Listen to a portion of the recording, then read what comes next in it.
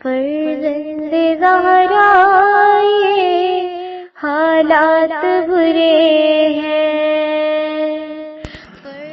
کاشانہ بصیرت ایک ایسا مکمل یوٹیوب چینل جس پر محروم بصارت کے لیے بالخصوص اور تمام افراد کے لیے بالعموم سینکڑوں کی تعداد میں اسلامی کتب دستیاب ہیں۔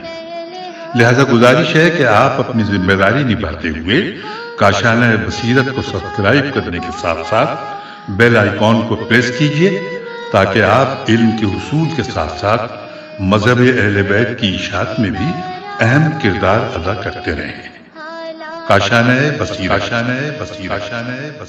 فرزند زہرا یہ حالات برے ہیں۔ بسم اللہ الرحمن الرحیم۔ السلام علیکم۔ یہ کتاب آپ کے لیے کاشانہ بصیرت کی یوٹیوب چینل کی جانب سے ریکارڈ کی جا رہی ہے۔ نامی کتاب حضرت صدیقہ طاہرہ سلام اللہ علیہ، تالیف حضرت علامہ عبدالحسین امینی نجفی۔ اب ہم کتاب کا پارٹ نمبر 7 پڑھیں گے۔ تیسرا باب حضرت زہرا سلام اللہ علیہ کی شادی کا بقیہ حصہ، صفحہ نمبر 65۔ ابو بکر و عمر کی جناب فاطمہ سے شادی کی خواہش اور رسول خدا صلی اللہ علیہ وسلم کا انکار۔ نمبر 4، ابو بکر و عمر نے جناب فاطمہ سے شادی کا پیغام دیا لیکن رسول خدا نے ان کا پیغام رد کرتے ہوئے فرمایا اس سلسلے میں ابھی خدا کی جانب سے کوئی پیغام صادر نہیں ہوا ہے۔ اسی کے برعکس جب حضرت علی علیہ السلام نے پیغام دیا تو رسول نے تعامل کیے بغیر قبول کر لیا اور جناب فاطمہ سے فرمایا میں نے تمہیں اولین مسلمان کی زوجیت میں دیا ہے۔ اس روایت کو بعض اصحاب مثلاً اسمہ بنت امیس، ام ایمن، ابن عباس اور جابر بن عبداللہ نے نقل کیا ہے۔ حوالہ کتاب شرح نہج البلاغہ، ابن ابی الحدید، جلد نمبر 3 صفحہ نمبر 257، جلد نمبر 13 صفحہ نمبر 228، خطبہ 238۔ نمبر 5، رسول خدا نے جناب فاطمہ کو خبر دیتے ہوئے فرمایا بے شک خداوند عالم نے اہل زمین پر نگاہ ڈالنے کے بعد ان میں سے تمہارے باپ کو منتخب فرمایا اور اسے رسالت کے لیے محبوس کیا، پھر دوبارہ نگاہ ڈالی اور تمہارے شوہر کو منتخب فرمایا اور مجھے وحی کی کہ اس سے تمہاری شادی کر دوں اور اسے اپنا وصی قرار دوں۔ کتاب کا حوالہ ہے۔ اس حدیث کو طبرانی نے ابو ایوب انصاری کے حوالے سے نقل کیا ہے۔ معجم کبیر، جلد نمبر 4 صفحہ نمبر 171، حدیث نمبر 4046، کنز الاعمال، جلد نمبر 6 صفحہ نمبر 153، جلد نمبر 11 صفحہ نمبر 604، حدیث نمبر 32923، اور ہیثمی نے مجموع الزوائد، جلد نمبر 9 صفحہ نمبر 65 پر علی ہلالی کے حوالے سے نقل کیا ہے۔ صدیقہ طاہرہ سلام اللہ علیہ کے ساتھ امیر المومنین علیہ السلام کی معاشرت کو داغدار کرنے کی صحیح۔ رسول خدا نے امیر المومنین کو ابو تراب کے لقب سے ملقب فرمایا۔ یہ لقب سن 2 ہجری کے جمادی الاول یہ جمادی الثانی میں واقع غزوہ عشیرہ میں عطا کیا گیا۔ جب رسول خدا نے امیر المومنین اور عمار یاسر کو نرم زمین پر محو خواب دیکھا تو انہیں بیدار کیا اور حضرت علی علیہ السلام کو ہلا کر فرمایا اے ابو تراب اٹھو، کیا میں تمہیں 2 بدبخت ترین اور ذلیل ترین انسانوں سے مطلع نہ کروں؟ ایک ناقہ صالح کو قتل کرنے والا، دوسرا وہ جو تمہارے فرق مبارک پر تلوار مار کر تمہاری ریش اقدس رنگین کرے گا۔ اس حدیث کی سند صحیح ہے۔ حاکم ابو عبداللہ نیشاپوری نے اسے مستدرک میں نقل کیا ہے اور ہیثمی نے اسے صحیح تسلیم کیا ہے۔ نیز مندرج ذیل افراد نے اسے نقل کیا ہے۔ امام احمد بن حنبل نے مسند میں، حاکم نے مستدرک میں، طبری نے تاریخ میں، ابن حشام نے سیرت نبوہ میں اور ابن کثیر نے تاریخ میں۔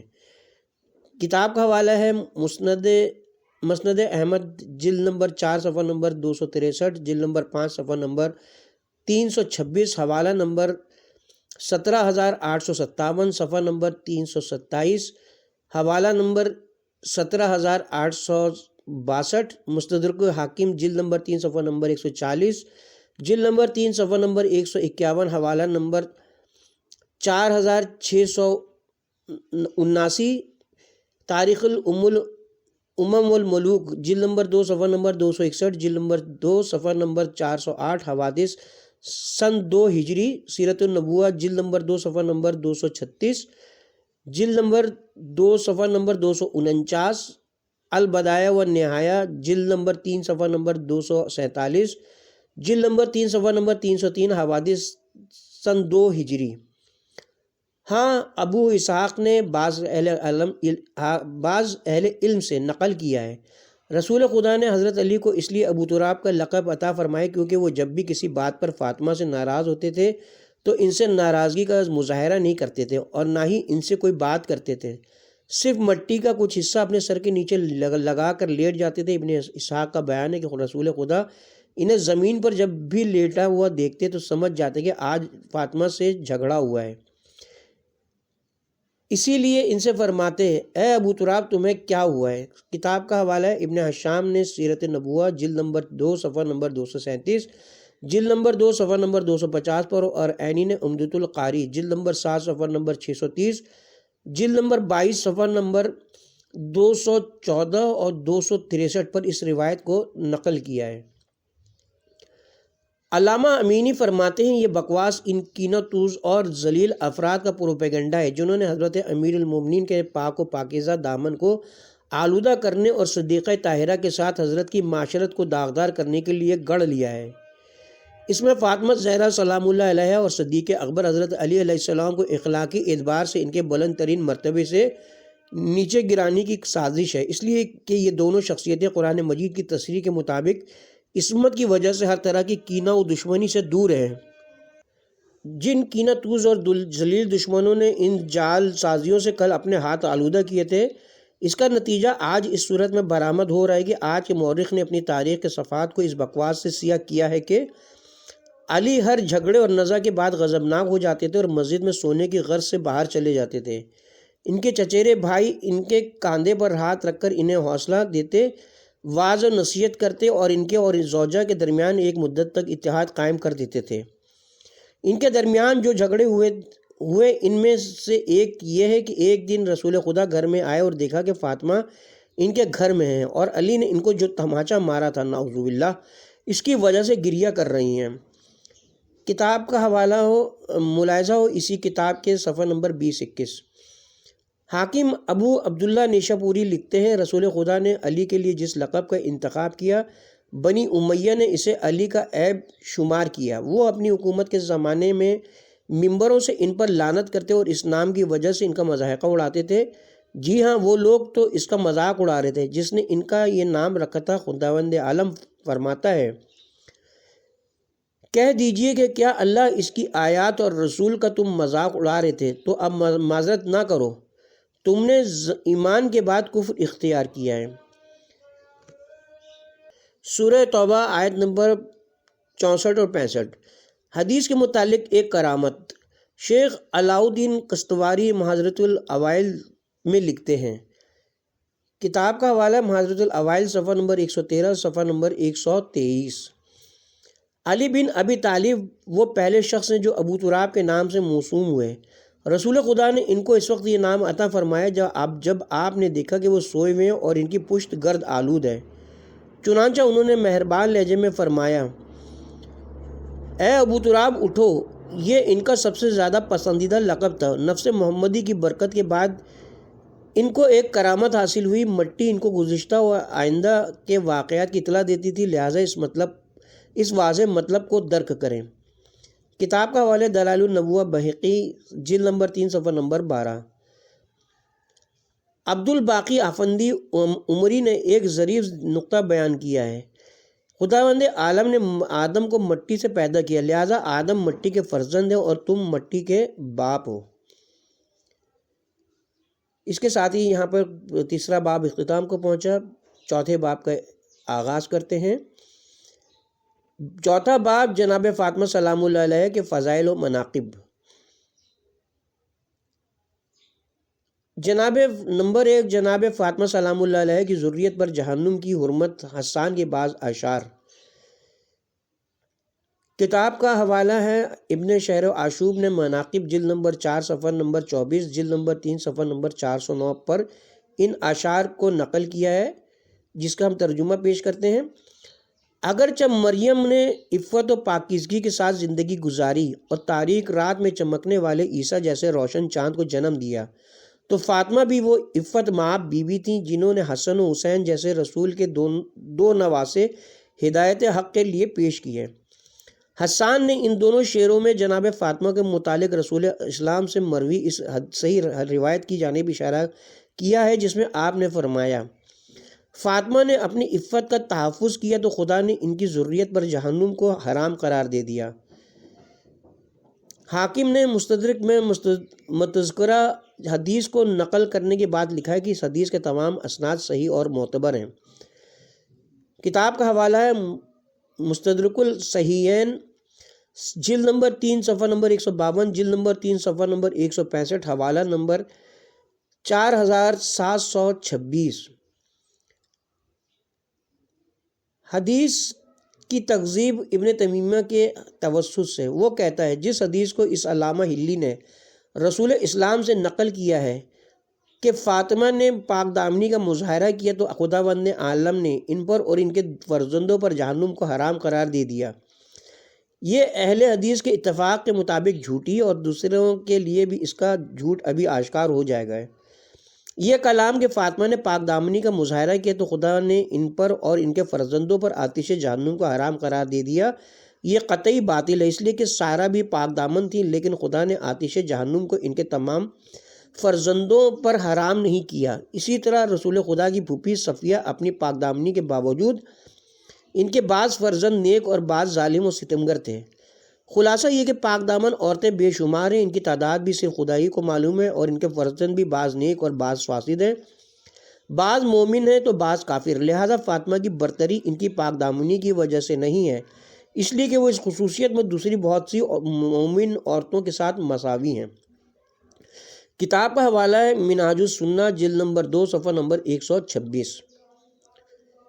جواب: اس شخص پر حیرت ہے جو یہ گمان کرتا ہے کہ اجماع و اتفاق اس کے ارادے کے پابند ہے کہ جب اسے کوئی آیت، حدیث اور عقیدہ پسند نہ آئے تو وہ علمی معاشرے کو حکم دیتا ہے کہ اس پر اتفاق کر لیں، اور مردہ و زندہ تمام افراد فوراً لبیک لبیک کہہ کر اس پر اجماع کر لیتے ہیں۔ پھر وہ ان کی اجماع سے استدلال کرتا ہے، خدا کی قسم اگر انسانوں کو جھوٹ اور بیہودہ گوئی سے منع کیا گیا ہوتا تب بھی وہ اس سے بڑا جھوٹ نہیں بول سکتے تھے۔ اے کاش میں جان پاتا کہ جس حدیث کو بہت سے حفاظ و محدثین مثلاً حاکم، خطیب بغدادی، بزاز، ابو یعلی عقیلی، طبرانی، ابن شاہین، ابو نعیم محب طبری، ابن حجر سیوطی، متقی، ہندی، ہیثمی، زرقانی، سبان اور بدخشی وغیرہ۔ کتاب کا حوالہ ہے ملاحظہ مستدرک حاکم، جلد نمبر 3 صفحہ نمبر 152، تاریخ بغداد، جلد نمبر 3 صفحہ نمبر 54، مسند بزاز، جلد نمبر 5 صفحہ نمبر 223، حوالہ نمبر 1829۔ ابو یعلا نے بھی اس روایت کو اپنی مسند کبیر میں نقل کیا ہے، جیسے کہ المطالب العالیہ، جلد نمبر 4 صفحہ نمبر 70، حوالہ نمبر 3978 میں موجود ہے۔ معجم کبیر طبرانی، جلد نمبر 22 صفحہ نمبر 406، حوالہ نمبر 1018، والصغور الباسمہ سیوطی، صفحہ نمبر 46 نے نقل کر کے صحت و اعتبار کی تائید کی ہے۔ اس کے جھوٹے و بطلان پر اجماع کیسے ہو سکتا ہے؟ اے کاش وہ اس حدیث پر کذب و افتراء کا فتویٰ دینے والوں میں سے بعض کی جانب اشارہ کرتے اور ہم ان کے آثار اور اقوال سے آشنا ہو سکتے۔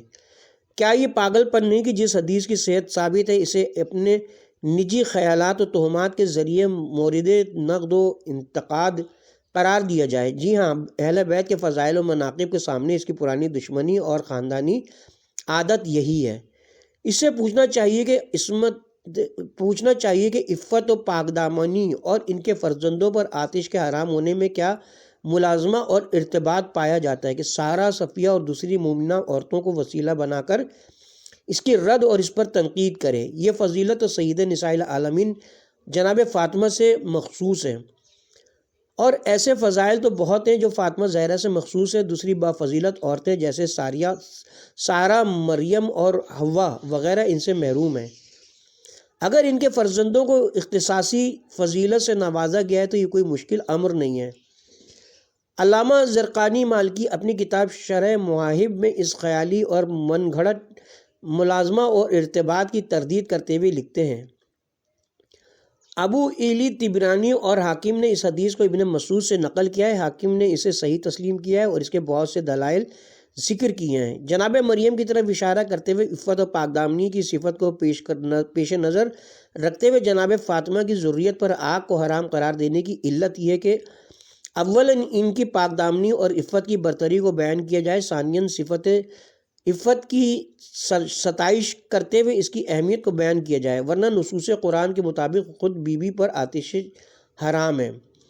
کتاب کا حوالہ ہے شرح مواہب زرقانی جلد نمبر 3 صفحہ نمبر 203۔ زرقانی کا مکمل کلام کتاب الصلاۃ بین الاسلام و سنیہ کے نقد و انقاد میں پیش کیا جائے گا۔ دوسری بہت سی حدیث سے متذکرہ حدیث کی تائید ہوتی ہے۔ ابن مسعود سے منقول ہے، ان کا نام فاطمہ اس لیے پڑا کیونکہ خداوند عالم نے ان کو اور ان کے فرزندوں کو قیامت کے دن آتش سے جدا کر رکھا ہے۔ خدا نے ان پر اور ان کے فرزندوں پر آتش کو حرام قرار دیا ہے۔ کتاب کا حوالہ ہے تاریخ ابن عساکر جلد نمبر 17 صفحہ نمبر 770، مختصر تاریخ دمشق جلد نمبر 26 صفحہ نمبر 276، سوائق محرقہ صفحہ نمبر 160۔ رسول خدا صلی اللہ علیہ وسلم نے جناب فاطمہ کو مخاطب کر کے فرمایا، خداوند عالم تمہیں اور تمہارے فرزندوں میں سے کسی کو عذاب نہیں کرے گا۔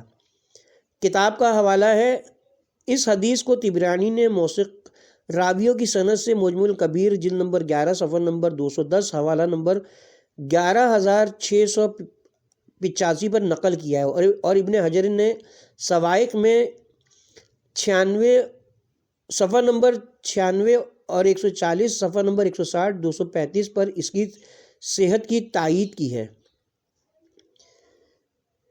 حضرت صلی اللہ علیہ وسلم نے امیر المومنین علیہ السلام سے فرمایا، خداوند عالم نے تمہیں اور تمہاری ذریت کو بخش دیا۔ کتاب کا حوالہ ملاحظہ و سوائق محرقہ صفحہ نمبر 96 139 140 صفحہ نمبر 160 232 235۔ آپ نے فرمایا، خداوند عالم نے مجھ سے وعدہ لیا ہے کہ میرے اہل بیت کو اس وقت تک عذاب نہیں کرے گا جب تک وہ خدا کی وحدانیت اور میری تبلیغ کا اقرار کرتے رہیں گے۔ کتاب کا حوالہ مستدرک حاکم جلد نمبر 3 صفحہ نمبر 150، جلد نمبر 3 صفحہ نمبر 163، حوالہ نمبر 4718، جامع صغیر سیوطی جلد نمبر 2 صفحہ نمبر 716، حوالہ نمبر 9623، کنز الاعمال جلد نمبر 12 صفحہ نمبر 96، صفحہ نمبر 34156۔ کتاب اسلام اور بت پرستی کی مارکہ آرائی میں قسیمی کے قول پر تنقید، شیعوں کے عقائد گناتے ہوئے لکھتا ہے، شیعی عقائد میں سے ایک یہ بھی کہ ضرورت رسول پر آگ حرام ہے، وہ سب معصوم ہیں۔ منہاج شریعہ کے مؤلف نے دوسرے حصے میں یہ خیال ظاہر کیا کہ خداوند عالم نے فاطمہ بنت رسول کے فرزندوں پر آگ کو حرام قرار دیا ہے۔ ہر غیر معصوم جس سے گناہ سرزد ہوتا ہے اسے خداوند عالم پہلے تو موت سے قبل توبہ کی توفیق عطا فرماتا ہے اور ثانیاً قیامت کے دن اس کی شفاعت ہو جاتی ہے۔ جواب، شیعہ صرف رسول کی ذریت میں 12 خلفاء اور حضرت فاطمہ کی عصمت کے قائل ہیں۔ خود خداوند عالم نے آیت تطہیر میں 5 افراد میں سے 5 افراد جن میں خود جناب فاطمہ زہرا بھی تھے اس زینت سے آراستہ فرمائے، اور باقی ذریت بھی اس آیت اور بہت سی متواتر روایات کی بنا پر اس دائرے میں شامل ہوتی ہے۔ تمام شیعہ اور ان کے علماء کا ہر عہد میں اس کے علاوہ کچھ اور عقیدہ نہیں تھا کہ اگر کوئی عام یا مطلق کلام پایا جاتا ہے تو وہ صرف انہیں متذکرہ افراد پر حمل ہوتا ہے، اور اہل بیت کے درمیان ان متذکرہ افراد کے علاوہ ایسے بہت سے صادق اور پاک و پاکیزہ افراد موجود ہیں جن پر یہ کلام حمل کیا جا سکتا ہے، لیکن اس کے باوجود بھی کوئی شیعہ انہیں معصوم نہیں سمجھتا۔ اس شخص نے صاحب منہاج شرعیہ کا جو حوالہ دیا ہے اس میں کہیں بھی عصمت کا اشارہ نہیں ملتا، بلکہ اس کی باتوں کے خلاف صلاحیت پائی جاتی ہے، اور اس سے تو یہ بات ثابت ہوتی ہے کہ اہل بیت میں بعض ایسے ہیں جو معصوم نہ تھے اور گناہ انجام دیتے تھے، لیکن وفات سے قبل توبہ کرنے میں کامیاب ہو جاتے ہیں اور قیامت کے دن بھی شفاعت کے محتاج ہیں اور ان کی شفاعت بھی ہو جاتی ہے۔ اور یہ بات بھی واضح ہے کہ جو گناہ کرتا ہے پھر توبہ کرتا ہے اور شفاعت کے ذریعے بخش دیا جاتا ہے، وہ معصوم نہیں ہو سکتا۔ اور یہ ہر مومن کی خصوصیت ہے کہ وہ توبہ کے ذریعے اپنے گزشتہ افعال اور گناہوں کی بھرپائی کر لیتا ہے۔ لیکن ذریت رسول کی امتیازی خصوصیت یہ کہ وہ ہر حال میں توبہ کی توفیق پیدا کر لیتی ہے۔ قسطلانی نے مواہب اور زرقانی نے اس کی شرح میں لکھا ہے، ابن مسعود سے مرفوعاً منقول ہے کہ بے شک فاطمہ کا نام فاطمہ اس لیے پڑا ہے کہ خدا کی طرف سے شاید رسول کو الہام ہوا ہو اگر ان کی ولادت نبوت سے قبل ہوئی ہوگی اور نبوت کے بعد ہوئی تو وہی ہوئی ہوگی، کیونکہ خداوند عالم نے ان کی حفاظت کی ہے۔ کلمہ فتم مادہ فتم سے منع کرنے کے معنی میں مشتمل ہے، اور جملہ فتم صبی بچے کو دودھ سے منع کیا گیا اسی مادہ فتم سے ماخوذ ہے، یعنی انہیں آتش جہنم سے منع کیا گیا ہے۔ البتہ فاطمہ اور ان کے دو فرزند، ان کی اور ان کے دونوں فرزندوں کو مطلق طریقے سے آتش دوزخ سے روک دیا گیا ہے، لیکن فاطمہ کی دوسری اولاد کو بخاطر آئے تطہیر جہنم سے روکا گیا ہے۔ لہٰذا یہ روایت آل محمد کو بشارت دیتی ہے کہ ان کی اسلام پر موت ہوگی، ان کی عاقبت بخیر ہوگی اور ان میں کسی کی عمر کفر پر ختم نہیں ہوگی۔ یہ بات سمہودی کی اس روایت کے مانند ہے جس میں کہا گیا کہ مدینے میں مرنے والوں کی شفاعت ہوگی۔ اس کے علاوہ رسول خدا کی روایت ہے کہ مدینے میں جو بھی حالت اسلام پہ مرتا ہے اس کی شفاعت کریں گی۔ اس کے علاوہ رسول خدا کی روایت ہے کہ مدینے میں جو بھی حالت اسلام پر مرتا ہے اس کی شفاعت کریں گے۔ اس حدیث کا دوسرا مفہوم یہ کہ خداوند عالم نے جناب فاطمہ اور ان کے والد بزرگوار کے احترام و اکرام کا ارادہ کیا ہے کہ ان کے اور ان کے فرزندوں کے گناہوں کو خدا بخش دے گا، یا پھر اس کا مطلب ہے کہ خداوند عالم ہر حال میں توبہ و نصوح کی توفیق مرحمت فرماتا ہے اور وہ ان کی توبہ قبول کر لیتا ہے۔ کتاب کا حوالہ ہے مواہب للدنیا جلد نمبر 2 صفحہ نمبر 64، شرح مواہب جلد نمبر 3 صفحہ نمبر 203۔ اس حدیث کو حافظ و مشقی یعنی ابن عساکر نے بھی نقل کیا ہے۔ کتاب کا حوالہ تاریخ مدینہ و دمشق جلد نمبر 5 صفحہ نمبر 46 نمبر 174۔ غسانی اور خطیب نے مرفوعاً نقل کیا ہے کہ جناب فاطمہ کا نام اس لیے فاطمہ پڑا کیونکہ خداوند عالم نے ان کو ان کے فرزندوں کو آتش جہنم سے دور رکھا ہے۔ کتاب کا حوالہ ہے مجمع الشیوخ صفحہ نمبر 359 نمبر 344، تاریخ بغداد جلد نمبر 12 صفحہ نمبر 331 نمبر 6772۔ حافظ دمشقی نے اپنی سند سے حضرت علی علیہ السلام سے روایت کی ہے، رسول خدا صلی اللہ علیہ وسلم نے جناب فاطمہ رضی اللہ عنہا سے فرمایا، اے فاطمہ جانتی ہوں تمہارا نام فاطمہ کیوں پڑا؟ علی نے پوچھا کس لیے؟ حضرت نے فرمایا اس لیے کہ خداوند عالم نے قیامت کے دن اس پر اور اس کے فرزندوں پر آتش جہنم کو حرام قرار دیا ہے۔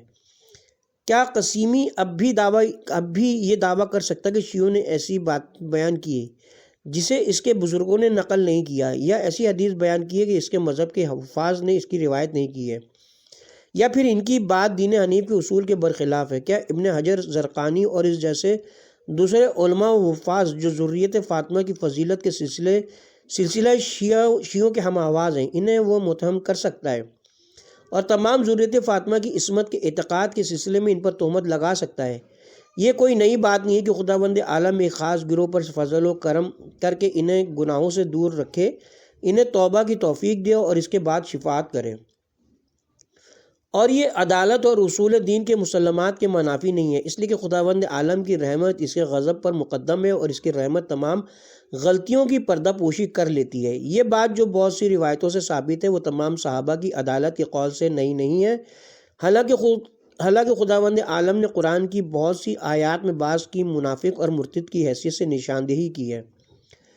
نیز صحاح و مساند میں موجود ہے بے شمار روایات کو بھی فراموش نہیں کریں جن میں ایک صحیح بخاری کی یہ روایت ہے، جب بعض اصحاب رسول کو جہنم کی طرف لے جایا جائے گا تو رسول خدا فرمائیں گے یہ میرے اصحاب ہیں۔ جواب دیا جائے گا یہ آپ کے بعد ہمیشہ دین سے منحرف رہے اور مرتد ہو گئے۔ ایک دوسری صحیح میں ہے میں کہوں گا یہ بیچارے میرے اصحاب ہیں۔ جواب میں کہا جائے گا آپ نہیں جانتے کہ آپ کے بعد انہوں نے کیا کیا کارنامے انجام دیے۔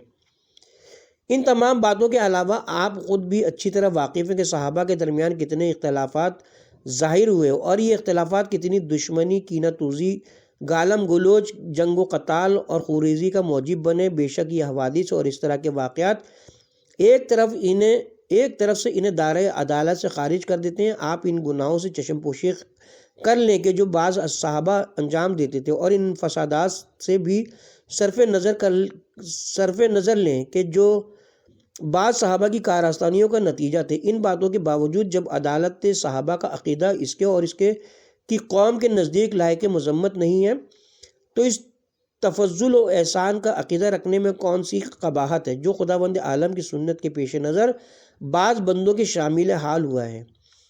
تم کبھی خداوند عالم کی سنت میں تبدیلی نہیں پاؤ گے۔ سورہ فاتر حوالہ آیت نمبر 43۔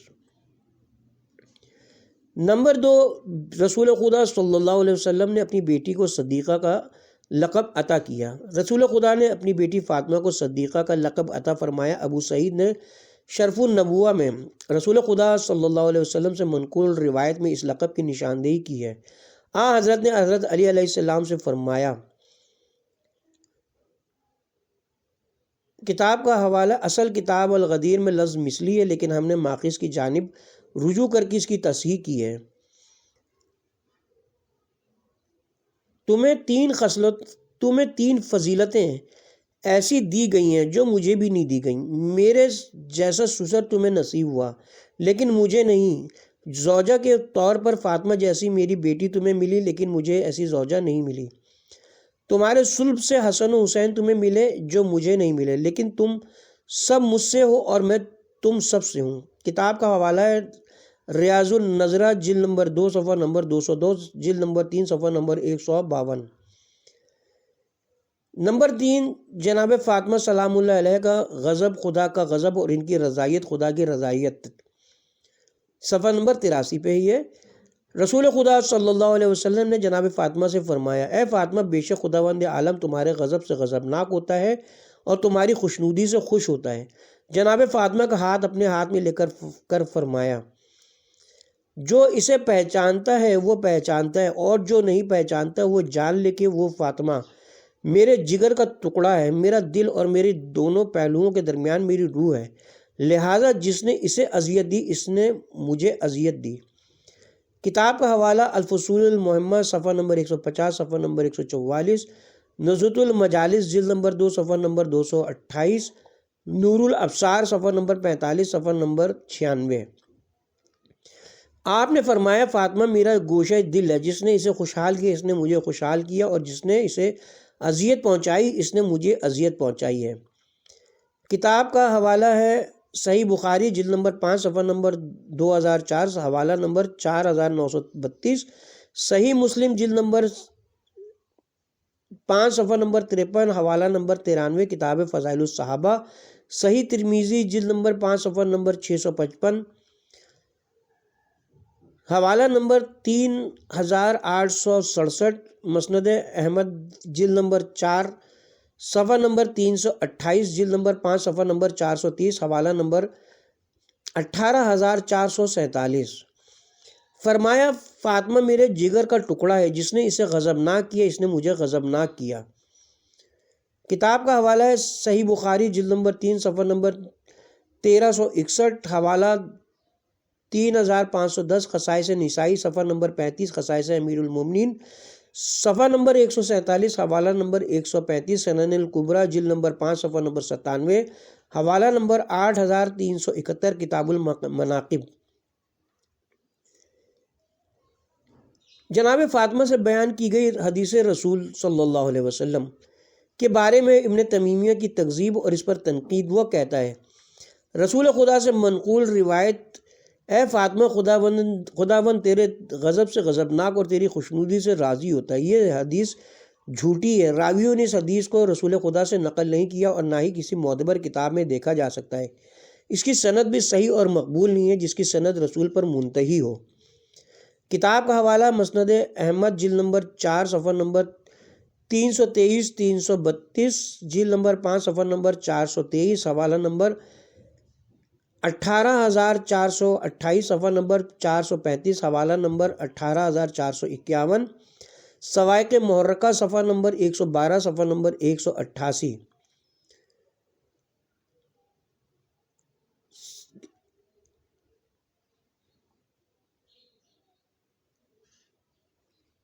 جواب: اے کاش میں جان پاتا کہ اس شخص کو کس چیز نے ضلالت اور گمراہی کی گہری کھائی میں گرا دیا ہے۔ کیا حدیث کی کتابوں سے بے پناہ جہالت اور نادانی نے کہ جو حدیث اسے نظر نہ آئے اس کی تکذیب کر دے، یا اہل بیت رسول کی دشمنی و کینہ توزی نے جو ان کے فضائل و مناقب کو مورد نقد و انتقاد قرار دینے کا سبب بن رہی ہے؟ میری نظر میں یہ دونوں ہی بیماری اس کے وجود میں سما چکی ہیں۔ جہاں تک متذکرہ حدیث کا سوال ہے تو یہ حدیث علماء و حفاظ کے نزدیک ان مشہور و معروف احادیث میں سے جنہیں بعض نے صحیح اور بعض نے حسن تسلیم کر کے اسے رسول اسلام سے نقل کیا ہے۔ جیسے نمبر 1، امام ابو الحسن علی بن موسیٰ رضا نے اپنی مسند میں، کتاب کا حوالہ ہے ذخائر صفحہ نمبر 39۔ نمبر 2، حافظ عبداللہ حاکم نیشاپوری متوفی سن 405 ہجری نے مستدرک میں صحت حدیث کی تائید کے ساتھ، کتاب کا حوالہ ہے مستدرک حاکم جلد نمبر 3 صفحہ نمبر 154، جلد نمبر 3 صفحہ نمبر 167، حوالہ نمبر 4730۔ نمبر 3، حافظ ابو القاسم ابن عساکر متوفی سن 571 ہجری نے تاریخ شام میں، کتاب کا حوالہ تاریخ مدینہ و دمشق جلد نمبر 1 صفحہ نمبر 434، مختصر تاریخ دمشق جلد نمبر 2 صفحہ نمبر 229۔ نمبر 4، حافظ ابو العباس محب طبری متوفی سن 694 ہجری نے ذخائر میں، کتاب کا حوالہ ذخائر صفحہ نمبر 39۔ نمبر 5، حافظ ابو الفضل ابن حجر عسقلانی متوفی 852 ہجری نے اصابہ میں، کتاب کا حوالہ الاصابہ جلد نمبر 4 صفحہ نمبر 378۔ اس کے ساتھ ہی اب ہم یہاں پہ کتاب کے پارٹ نمبر 7 کا اختتام کرتے ہیں، اور باقی جناب فاطمہ زہرا سلام اللہ علیہ کے فضائل و مناقب پارٹ نمبر 8 میں بیان کی جائیں گے۔